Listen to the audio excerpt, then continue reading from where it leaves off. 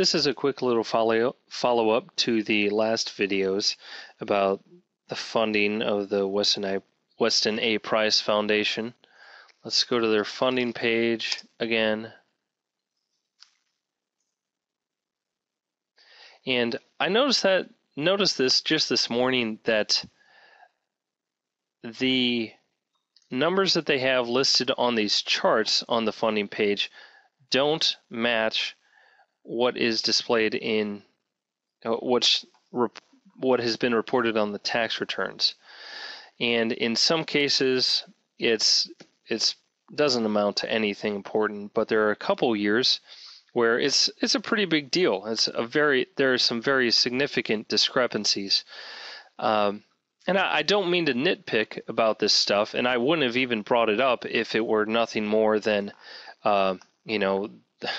the numbers were off by a few $1,000s or whatever. And that could just be explained by saying, well, these charts come from internal numbers prior to adjustments that are made on tax returns, because on tax returns you'll have a lot of stuff done if you're a business, like depreciation and other deductions and claims that you can make on there that don't necessarily give the best accurate financial picture for what's going on in an organization. So I can understand if there's not a one-to-one correspondence between the charts and the tax returns.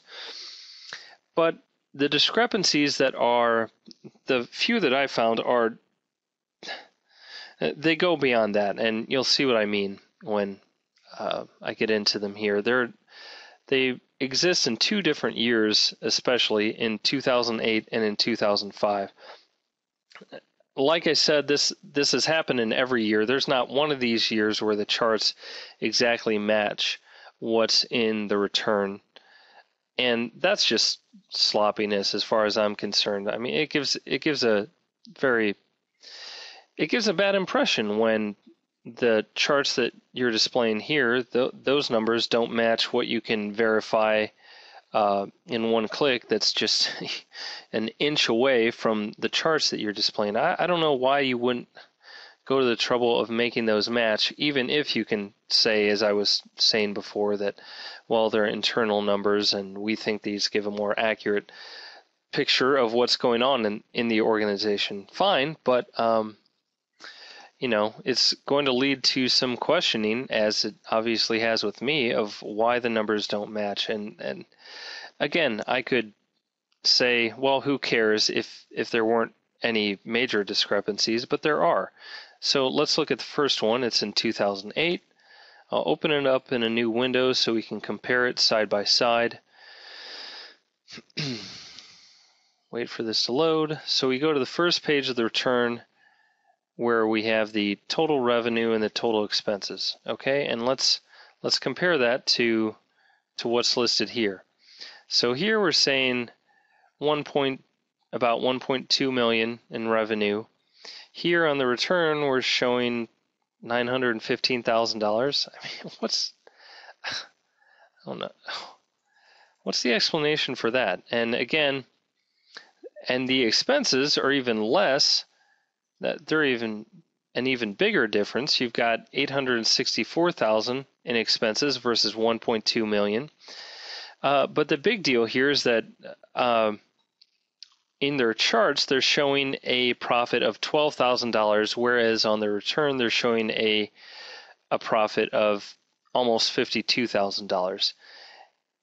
And that's not going to sit very well if you're obviously the impression they're trying to convey with these different years is, oh, look, they had a loss this year, a loss in 2009, a slight profit in 2008, loss in 2007, loss or broke even 2006, broke even in 2005, very slight profit in 2004, and then in 2002 and 2003, for some strange reason, they're not even showing what their expenses are.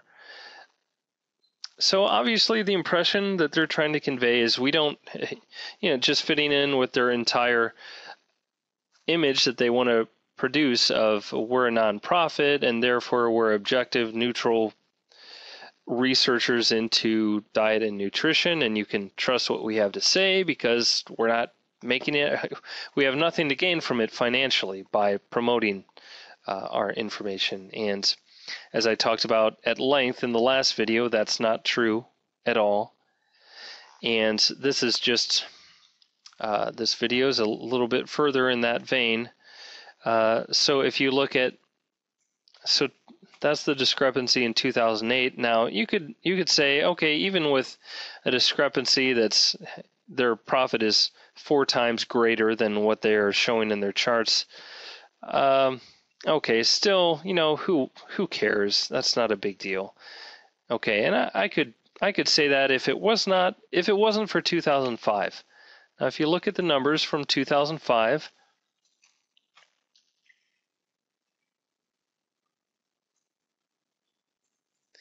here we've got a total revenue of $1.5 million, expenses of $736,000 for a profit of almost $800,000. That's slightly different from saying that you broke even in 2005, isn't it? I mean, if I'm missing something here, people, point it out. But the impression that they are giving, that is plainly apparent from their site, is, oh, 691 in income, 691 in expenses, we broke even. It's a totally different story if you're saying, yeah, we actually had almost $1 million profit in 2005. You know, if that's, I don't understand why they don't want to do that, especially when they're making this information available with a click that's only 1 inch away from the chart. It's like, you know, just report it as it was. Why the effort to hide it? And if you're going to hide it, then hide it. Then don't post your tax return for 2005, as you didn't post it for 2004 or 3 or 2. It's just I'm amazed. I don't know. I don't even know what to say about that. It's just so sloppy, and it's definitely so incongruous with the message that they're trying to get out there of, you can trust what we have to say because we have nothing to benefit. We have nothing to gain from our message financially. So we're trustworthy champions of truth. Give me a break. It should be plainly apparent, especially after that last video. But just thought I should follow up with this information as well. It's just another question about these people, and we will be getting into the meat of the matter in coming videos about their specific claims when it comes to nutrition. But I think this is information that, when you talk about diet and nutrition, it can be scary for anybody to deal with. You're dealing with these scientific hypotheses that are still under debate. Well, some would say they're not under debate, but there's at least conflicting information that exists about it. And nutrition science being what it is, a layperson can feel very overwhelmed in investigating these matters, right? I think that's fair to say. You have to do a lot of homework to figure out what's going on, and especially knowing that there are people out there who have a financial benefit to sell you a certain story.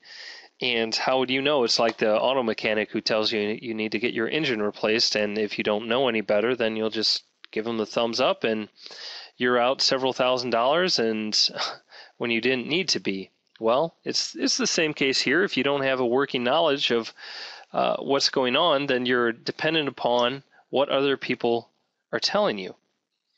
And that's a difficult thing for those of us who have lives and don't really want to be bothered with exploring the science that goes behind the conclusions that are being promoted by different dietary gurus. We'd rather do other things with our lives than study these matters. But the point being, if you find people making claims that are untrue in other areas that do not require specialized information, which is the point of this video. It's like, again, why report that you broke even when you made $800,000 in the year? If you see that kind of thing happening over and over again, at some point it ceases to be a coincidence and starts to become a pattern. And if you see that pattern in areas that you can understand, then it might just mean that in the main area of claims that you don't have specialized knowledge in, that they're doing the same thing.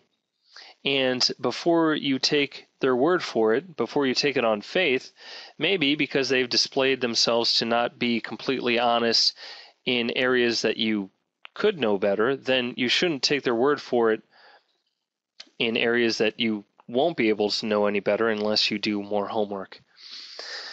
So I think that point should be clear enough now. And that will do it for this time. So thanks again for listening. Take care.